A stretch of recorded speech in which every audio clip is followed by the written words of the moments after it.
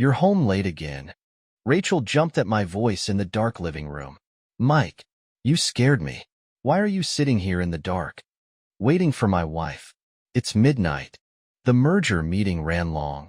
She set her purse down carefully, keeping it close. You didn't have to wait up. Funny thing about that merger. I leaned forward. I called the office. There was no meeting tonight. A pause. Just long enough to notice. Of course there was. With the West Coast team. Stop lying, Rachel. She froze in the act of taking off her heels. Excuse me? I drove past La Maison tonight. I kept my voice steady. Nice restaurant for a merger meeting. We moved the meeting there. More informal. Who's we, Rachel? Her hand trembled slightly as she brushed hair from her face. The team, obviously. Mike, what's going on? You tell me. Tell me why you're having dinner with Nick at our favorite restaurant while lying to me about work. Nick? She forced a laugh. He's helping coordinate the merger. You know he's on the team. Do I know that? Like I know why he's texting you at midnight. She stiffened. You're checking my phone? No need. Your screen lights up every time he messages, which seems to be constantly these days. He's a colleague.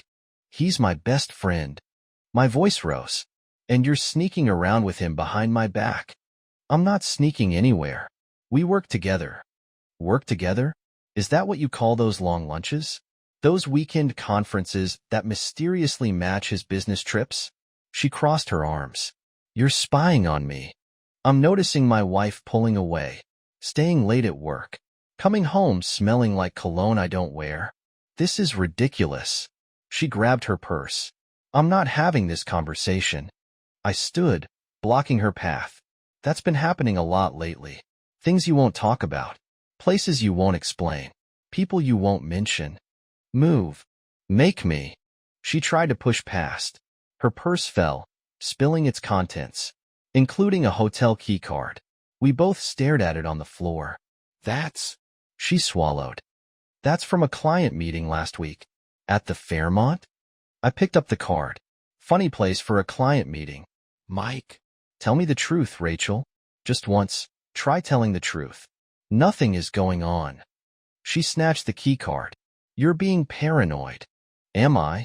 Because from where I'm standing, my wife is lying about meetings, having secret dinners with my best friend, and carrying hotel keys in her purse. Her phone buzzed. Nick's name lit up the screen.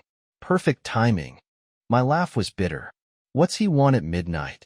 More merger discussions. She grabbed her phone before I could reach it. Stop it. You're acting crazy. Crazy? For wondering why my wife of 12 years suddenly starts working late? Hiding her phone? Lying about where she goes? I'm not lying. Really? So if I call Nick right now, he'll confirm this merger meeting? He'll explain why he's texting my wife at midnight. Her face paled. Don't call Nick. Why not? He's my best friend, right? We should be able to talk about anything. Mike, please. She reached for me. You're imagining things. Nick and I work together, that's all. I stepped back from her touch. Then why are you wearing the perfume I gave you for our anniversary to work meetings? What? The perfume. The black dress. The extra care with your makeup. My voice cracked. Those used to be for me. They still are. God, why are you doing this? Because I love you. The words exploded out of me. Because something's wrong, and you won't tell me what. Because every time I reach for you, you pull away.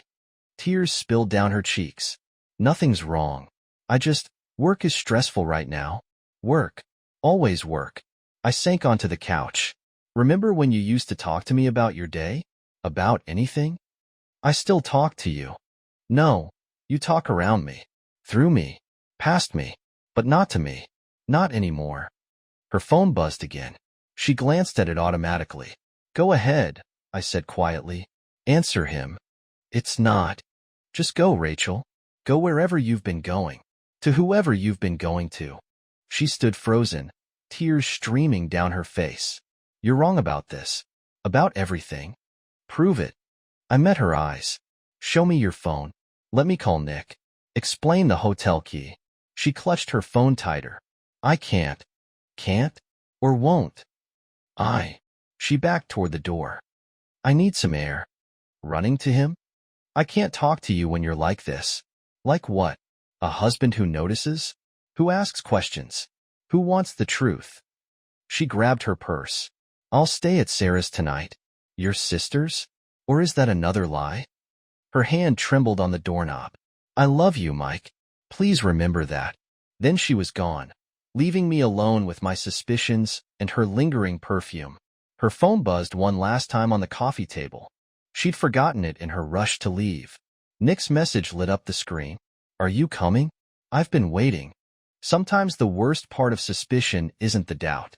It's being proven right. Rachel's phone sat on my desk like a ticking bomb. 3 hours since she'd left. 27 messages from Nick. It buzzed again. His face appeared on the screen, a call this time. My hand hovered over it. Hello? A pause. Mike. Nick's voice cracked. Why do you have Rachel's phone? She left it.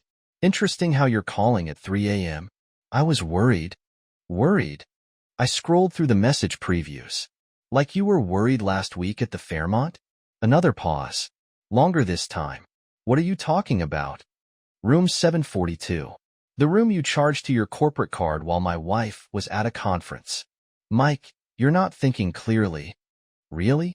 Because I'm thinking very clearly. About the late dinners. The weekend trips.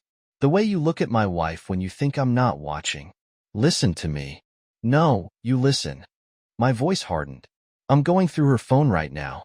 Should I read these messages out loud? Don't. Missing you already, I read. Last night was incredible. That was Tuesday, when Rachel was supposedly at her sister's. Mike, please. Can't wait to see you again, I continued. Meet me at our usual place. Tell me, Nick, how long has my favorite restaurant been, your usual place? The line went dead.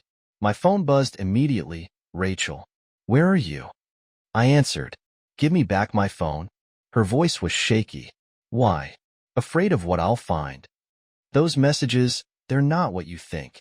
I laughed harshly. Really? Because I think they're exactly what they look like. You and Nick, sneaking around behind my back. Mike. How long, Rachel? How long have you been sleeping with my best friend? I'm not. We're just... Don't. My voice cracked. Don't lie to me anymore. I have the hotel receipts. The messages. The pictures you two took together. Silence. Rachel? We need to talk, she whispered. Face to face. Now you want to talk? After months of lies. Please, let me explain. Explain what? How you betrayed our marriage. How you made a fool of me. Not over the phone. She was crying now. Please, Mike. Meet me at La Maison. Your usual place with Nick? 1 hour. Please. She hung up before I could refuse. I sat in La Maison's parking lot, watching Rachel's car pull in. Alone, thank God. If Nick had been with her, she slid into the booth across from me, makeup smeared from crying. Talk. Those messages. She twisted her wedding ring. It's complicated. Uncomplicated. Nick and I. It just happened. Things don't just happen, Rachel. You make choices. I know. Tears spilled down her cheeks. I know I've hurt you. Hurt me? I pulled out my phone. Let me show you hurt. These hotel receipts. These photos. These lies you told me while sleeping with him. Stop. The worst part? My voice shook. I had to find out from your forgotten phone. Not from my wife. Not from my best friend. From text messages at 3 a.m. I wanted to tell you. When? After which hookup? After which lie? It wasn't supposed to happen like this. How was it supposed to happen? Were you going to write me a nice letter? Dear Mike, just wanted to let you know I'm fucking your best friend. Keep your voice down. She glanced around the empty restaurant. Why? Afraid someone will hear? Afraid they'll know what you've done? Please, she reached for my hand. Let me explain everything. I jerked away. Don't touch me. Don't ever touch me again. Mike. How many times? My voice was deadly quiet.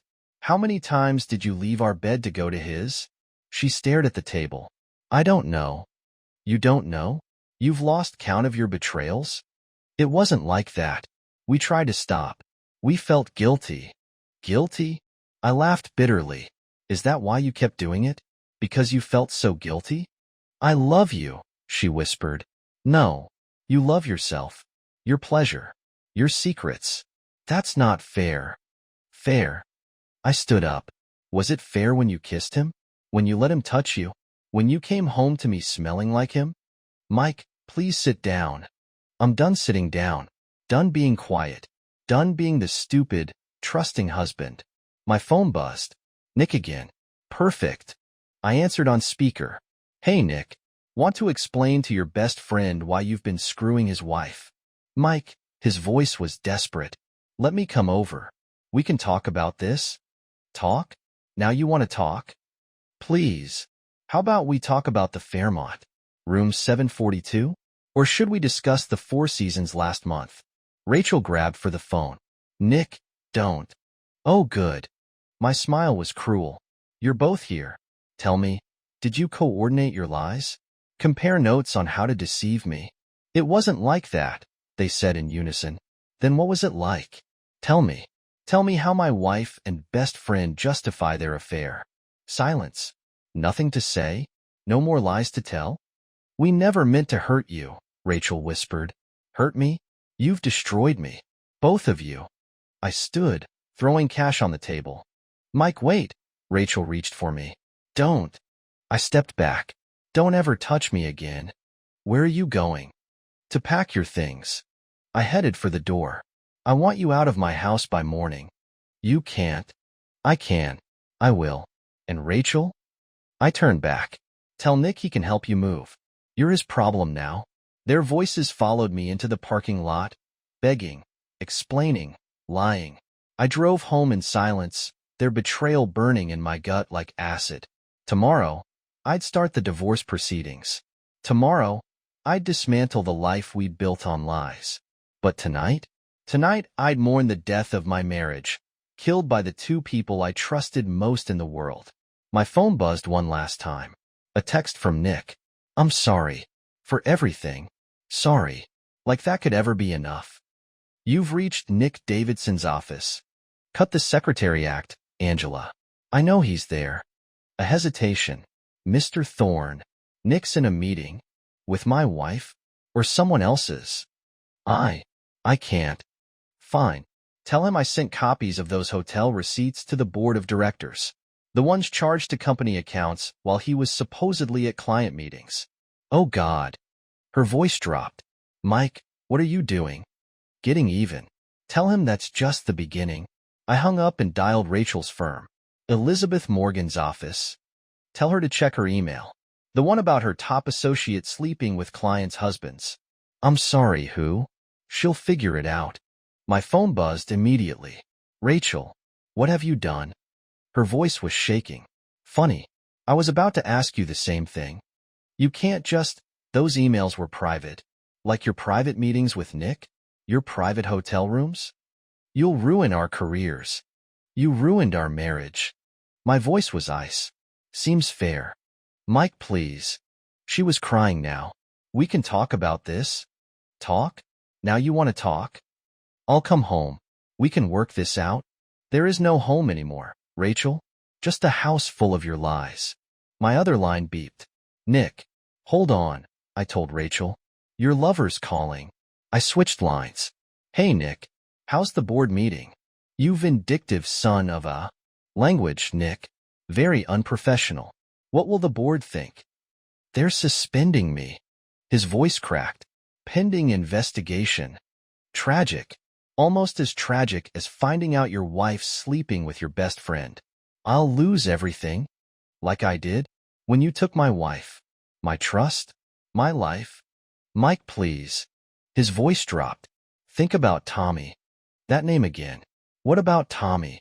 He needs both his parents. Both of us in his life. Something in his voice made me pause. What do you mean, both of us? Nothing. I just meant... No. My grip tightened on the phone. You said something specific. Why? Forget it. Just, please stop this. I switched back to Rachel's line. Want to explain why Nick's so concerned about Tommy? Silence. Rachel? Don't. Her voice was barely a whisper. Please don't go there. Go where? What aren't you telling me about my son? I have to go. My boss is calling. She hung up. My hands were shaking as I dialed Jessica, Nick's soon-to-be ex-wife. I wondered when you'd call, she answered. Did you know? About the affair? I found out last year. Why do you think I left him? No. I took a deep breath. About Tommy. Did you know anything about Tommy? A long pause. Mike, what exactly have they told you? Nothing. But they're acting strange whenever he's mentioned. Like there's something I should know. You need to ask them. Her voice was careful. But Mike, whatever you find out, remember Tommy's innocent in all this. What aren't you telling me? It's not my place. Just be careful. With Tommy. With yourself. After hanging up, I stared at my phone. What weren't they telling me about my son? It buzzed. A text from Nick. Please stop the emails. We need to talk. About everything. Then Rachel. Coming home now. There's something you need to know. And Jessica. Whatever happens, remember. Tommy loves you. That's what matters. I texted them all the same reply. My office. 1 hour. Time for the truth. They arrived separately. Rachel pale and shaking. Nick with fear in his eyes. Jessica looking anywhere but at them. I closed my office door. Sit. They sat like scolded children.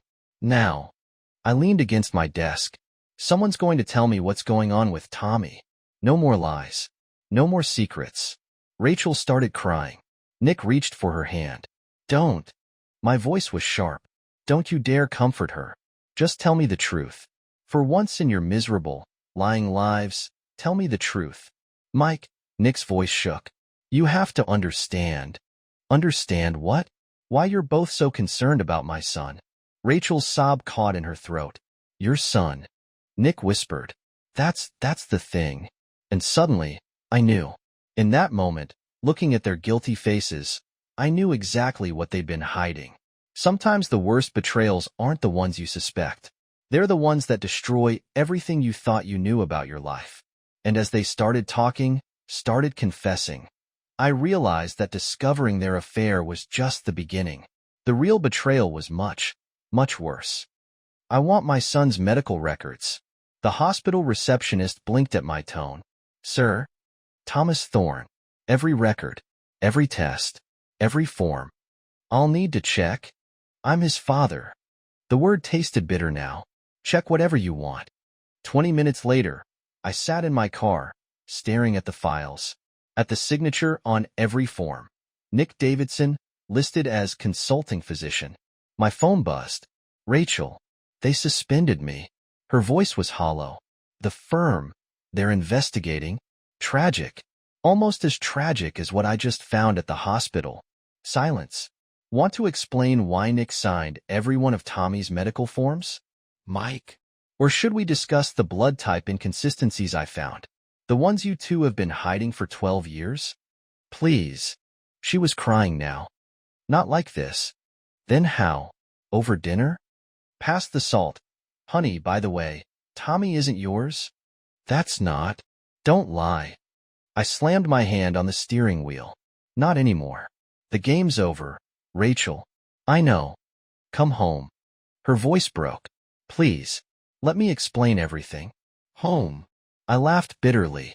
Where you and Nick played happy families with Tommy? He's still your son. Is he? The words exploded out of me. Tell me, Rachel. Look me in the eye and tell me Tommy is my son. Only sobs answered me. I'll be there in 20 minutes. My voice was ice. Have Nick there too. Time for the whole truth. I found them in our living room. Rachel on the couch, Nick pacing by the window. Sit. I dropped the medical files on the coffee table. Explain. They exchanged glances. Now. It was before the wedding, Rachel whispered. Nick and I. We had a moment of weakness. A moment. I picked up the files. 12 years of lies is a moment. We never meant. To get caught? To destroy my life? To let me raise another man's child? You are his father. Nick stepped forward. In every way that matters. Shut up. I hurled the files at him. You don't get to talk about being a father. You watch me raise your son while playing uncle, while sleeping with his mother behind my back. It wasn't like that. Then what was it like? I advanced on him. Tell me, Nick. Tell me how you justified watching me love him, teach him, plan his future, knowing he was yours all along. We thought it was better. Better? I grabbed his collar. Better? You let me believe he was mine. You took everything from me. My wife, my trust, my son. Mike, stop. Rachel tried to pull me back. Please. Think about Tommy. Think about Tommy? I released Nick, rounding on her. Like you thought about him during your hotel meetings? Your secret rendezvous? Your affair? That was different. You're right. It was worse. My laugh was terrible. You didn't just betray me. You betrayed our son. Made him live a lie. He doesn't know. Oh, he'll know. I pulled out my phone. I'm done protecting your lies. Don't. They said it together. Why not? Afraid he'll hate you like I do? He's just a boy, Nick pleaded. A boy who deserves the truth. About his mother's infidelity. About his real father. About every lie you've told him. Rachel collapsed on the couch, sobbing. Nick moved to comfort her. Don't. My voice could have frozen fire. Don't you dare touch her. Mike, please. Rachel looked up, mascara streaking her cheeks. We can fix this? Fix this? Fix this? I swept the remaining files off the table. You can't fix 12 years of lies. You can't fix making me love a child that isn't mine. He is yours. Nick's voice cracked. You raised him. While you what? Watched? Laughed? Planned your next meeting with his mother? We never laughed. Rachel stood. We felt guilty. We tried to stop. When? After which betrayal? After letting me plan his future? After watching me love him as my own? My phone buzzed. Tommy's school. Mr. Thorne? Tommy's asking to be picked up. He's not feeling well. I met their panicked eyes. I'll get him, I said quietly. Mike, Rachel started. Don't. I headed for the door. Just don't. You've done enough damage. What are you going to tell him? I turned back, my smile terrible. The truth. All of it. Every lie you've told. Every betrayal you've hidden. He's just a child. Nick stepped forward. A child who deserves to know his real father. My voice broke. Even if that father was too cowardly to claim him. I left them there, crying, pleading, breaking under the weight of their lies. Sometimes revenge isn't about making others suffer. Sometimes it's about making them face the truth they've been running from. And sometimes, the truth hurts more than any revenge could. I drove to Tommy's school, my heart pounding. How do you tell a child his whole life is a lie? That his uncle is his father? That his mother's betrayal goes deeper than anyone suspected? My phone buzzed continuously. Rachel, Nick, probably begging me to keep their secrets. But I was done protecting their lies. It was time for the truth. No matter how much it hurt. Because sometimes, the only way forward is through the pain. Dad? Tommy's voice was small in the car. Why are you so quiet? I gripped the steering wheel tighter. We need to talk, buddy. About Mom? And Uncle Nick? My throat tightened. How did you? I heard them. At Grandma's last week. His voice trembled. They were fighting about telling you something. I pulled into our driveway. Rachel's car was gone. Nick's too. Cowards. Come inside. He followed me to the living room, where medical files still littered the floor. What are those? Sit down, Tommy. Dad, you're scaring me. I know. I sat beside him. I'm about to tell you something hard. About your mom. About Nick. Are they? He swallowed. Are they having an affair? The words sounded wrong from his young mouth. Yes. His face crumpled. How long? A while. I reached for his hand. But there's more. More. He pulled away. What could be worse than Mom cheating? Tommy. My voice broke. Nick isn't. He's not really your uncle. What do you mean? He's. God, how do you say this? The DNA test shows he's your biological father. Silence. Complete, devastating silence. Then, no. He stood up. No, you're my dad. You've always been my dad. I have been. I am. Just not biologically. I don't understand. Tears streamed down his face. How could Mom? How could they? They've been lying to us both. For 12 years. Did everyone know? His voice was angry now. Grandma? Aunt Sarah? I don't know. I reached for him. But I know this. You're my son. DNA doesn't change that. He collapsed into my arms, sobbing. I hate them. I hate them both. I know, buddy. I know. My phone buzzed. Rachel, is he okay? Her voice was frantic. Have you told him the truth? Yes. I held Tommy tighter. Something you should have done years ago. Let me talk to him. Please. I looked at Tommy. He shook his head violently. He doesn't want to talk to you. Mike, please. He's my son. Like I was your husband? Like Nick was my friend? My voice hardened. You lost the right to make demands when you decided to lie to us both. Tommy grabbed the phone. I hate you. I hate you and I hate Uncle. I hate Nick. Don't ever call us again. He hurled the phone across the room. Feel better? I asked softly. No. He wiped his eyes. Dad? You're still my dad, right? This doesn't change that? Nothing changes that. I pulled him close. Nothing ever could. My phone buzzed again. Nick this time. Don't answer it, Tommy whispered. I won't. I turned off the phone. It's just us now, buddy. No more lies. What happens next? Whatever we want. I managed to smile. We can move. Start fresh somewhere new. Away from them? If that's what you want. He nodded against my shoulder. I never want to see them again. Tommy. No. He pulled back. They lied to us. Made us look stupid. I hate them. Hate's a heavy thing to carry. They deserve it. His voice was bitter. They deserve everything bad that happens to them. Maybe. I smoothed his hair. But we deserve better than letting their lies poison us. How can you be so calm? Because I have you. I met his eyes. And you're worth more than revenge. My phone lit up with texts. Rachel begging to explain. Nick asking for a chance. Friends and family reacting to the news I'd spread. They lost their jobs, Tommy said suddenly. I heard Grandma talking. Because you told everyone. Yes. Good. His voice was hard. I hope they lose everything. They already have. I looked at our family photos. Memories now tainted. They lost us. We sat in silence, father and son, bound by love if not blood. Dad? Tommy's voice was small again. Can we take these pictures down? I don't want to see them anymore. Sure, buddy. I stood up. We can make new memories. True ones.